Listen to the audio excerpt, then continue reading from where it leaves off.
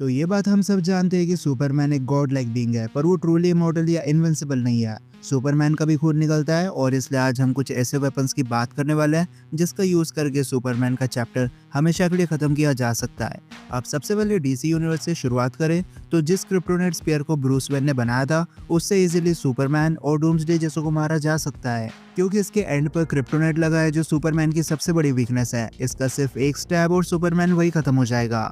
फिर आती है वंडर वुमन की स्वॉर्ड। अब बैटमैन वर्सेस सुपरमैन के फाइनल बैटल में हमने देखा है कि वंडर वुमन ने अपनी तलवार से डूम्सडे के बॉडी पार्ट्स को कट कर दिया था, और ऐसा करना बहुत बड़ी बात नहीं थी वंडर वुमन के लिए, क्योंकि इस स्वॉर्ड को ओलंपियन गॉड्स ने फोर्ज किया था। अब जो तलवार डूम्सडे जैसे को कट कर सकती है फिर वो हर एक क्रिप्टोनियन को हर्ट कर देगी, क्योंकि डूम्सडे और सुपरमैन सिमिलर क्रिप्टोनियन बायोलॉजी को शेयर करते हैं। बस जेनेटिक एनहांसमेंट की वजह से डूम्सडे सुपरमैन से ज्यादा ड्यूरेबल बन जाता है, लेकिन वंडर वुमन की स्वॉर्ड में डिवाइन एनर्जी और गॉड लेवल प्रॉपर्टीज है जो मोर देन इनफ है किसी भी क्रिप्टोनियन को कट करने के लिए। अब बढ़ते हैं एमसीयू के वेपन्स की तरफ, और सबसे पहले आता है स्पीयर गंगनेर, जो पहले ओडिन का प्राइमरी वेपन हुआ करता था और रैग्नारोक के बाद अब ये कई स्पेस में भटक रहा होगा। पर ये स्पेयर बनाता है निडावेलर में उरु मेटल से, जो यूनिवर्स के सबसे हार्डेस्ट और ड्यूरेबल मेटल होता है। गंगनीर से बहुत कुछ किया जा सकता था, जैसे स्टैब करने में काम आता है और बायफ्रोस्ट भी चालू कर सकते हैं इससे, और सबसे इम्पोर्टेंट बात इसमें से ओडिन फोर्स प्रोजेक्ट होती थी।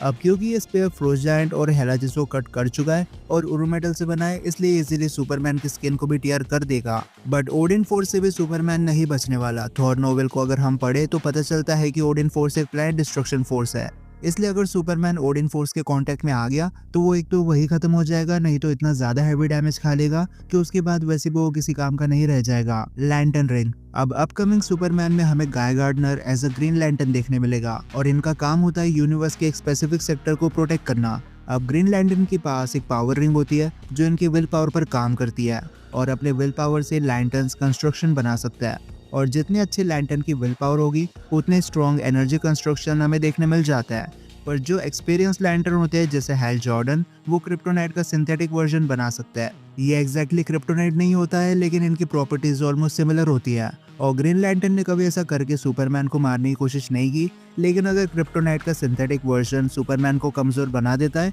तो उसे मार भी सकता है। इसलिए अगर ग्रीन लैंटर्न को क्रिप्टोनाइट के प्रॉपर्टीज पता हो और उसकी विल पावर अच्छी हो तो वो क्रिप्टोनाइट बनाकर सुपरमैन को टेक डाउन या फिर खत्म कर सकता है। गॉर नेक्रोसॉर्ड। अब डार्क शेडो लॉर्ड की मौत के बाद गॉर ने नेक्रोसॉर्ड को विल्ड किया था। इसने सबसे पहले सन गॉड को मारा और उसके बाद तो हजारों गॉड्स मर गए। अब ज़्यूस के अकॉर्डिंग गॉर ने सारे लो लेवल गॉड्स को मारा था, लेकिन सबसे पहली बात किसी भी देवता को खत्म करना कोई छोटी बात नहीं होती है, और ज़्यूस और जितने भी ओमनीपोटेंट सिटी में गॉड्स हमें देखने मिले इंक्लूडिंग सेलेस्टियल, सब गॉड से डरे हुए थे। बेसिकली नेक्रोसॉर्ड एक गॉड किलर है, और स्पेशल बात यह है कि यह तलवार अपने यूजर को करप्ट कर देती है, लेकिन सामने वाले की इमोर्टलिटी को भी खत्म कर देती है। इसलिए फर्क नहीं पड़ता सामने कौन है, नेक्रोसॉर्ड उसे मार देगी। और सुपरमैन तो सिर्फ वर्चुअली इमॉर्टल है, नेक्रोसॉर्ड लगते ही वो करप्ट हो जाएगा और आखिर में मर जाएगा। जब डिफरेंट पैंथियन के गॉड्स नेक्रोसॉर्ड के आगे नहीं बच सकते तो सूप का तो बचना इम्पॉसिबल है, और सेम सीन नल के नेक्रोसॉर्ड के साथ है। बेसिकली जो स्वॉर्ड गॉर के पास है वो नल के नेक्रोसॉर्ड का सिर्फ एक फ्रैक्शन ऑफ पावर है, और नल खुद एक गॉड ऑफ डार्कनेस है,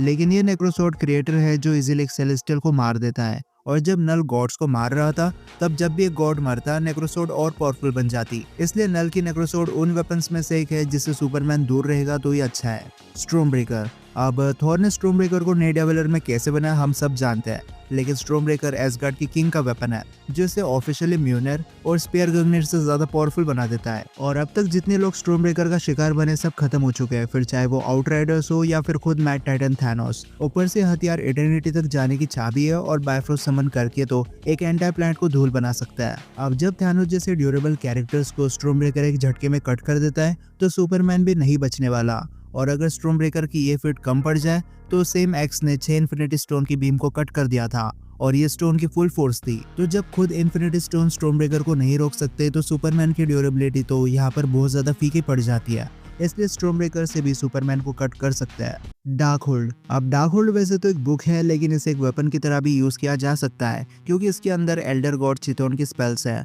और हमने देखा है कि डार्क होल्ड की वजह से स्कारलेट विच कितनी ज्यादा डेंजरस बन गई थी।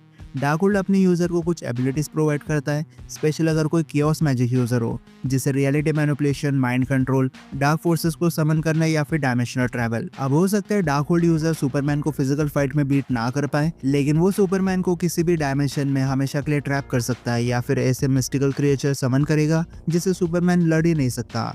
माइंड कंट्रोल से भी सुपरमैन को सरवाइव करना बहुत मुश्किल है और रियलिटी मैनिपुलेशन से तो सुपरमैन जैसे भी नहीं बच सकते। अब कुछ सुपर फैंस बोल सकते हैं कि सुपरमैन पर रियलिटी मैनिपुलेशन काम नहीं करती, लेकिन मैं बात कर रहा हूँ सिनेमैटिक वर्जन की, और कॉमिक्स में भी सुपरमैन रियलिटी मैनिपुलेशन का शिकार मल्टीपल टाइम्स बन चुका है। थंडरबोल्ट। अब थंडरबोल्ट एक ऐसा हथियार है जिसे उसके कभी फुल पोटेंशियल पर यूज नहीं किया गया, लेकिन इस बात को हम इग्नोर नहीं कर सकते कि ये वेपन ज़्यूस का है जो ओलंपस का किंग है, जिसकी वजह से थंडरबोल्ट अपने आप ग्रीक गॉड्स का सबसे पावरफुल हथियार बन जाता है। अब थंडरबोल्ट ने काफी कम समय में अच्छे फीट्स को शो किया है, जैसे इसकी मदद से लाइट स्पीड से ट्रैवल किया जा सकता है। फिर कॉक का क्या हाल हुआ था हमने देखा है, ज़्यूस भी थंडरबोल्ट की वजह से नॉकआउट हुआ था और गॉर्जियसो का भी खून थंडरबोल्ट ने निकाल दिया था। और अगर थंडरबोल्ट ज़्यूस जो कि एक स्काई फादर है और एक गॉड वॉचर को हर्ट करता है, तो सुपरमैन को भी ये वेपन इजीली हर्ट कर देगा। अब ऑफ कोर्स ये ज़्यूस का वेपन है, तो जब वो इसे यूज करेगा तब ये फुल पोटेंशियल पर काम करते हुए दिखाई देगा, लेकिन अभी तक थंडरबोल्ट की फीट इंप्रेसिव रही है, इसलिए ओलंपियन हथियार भी सुपरमैन को खत्म कर देगा।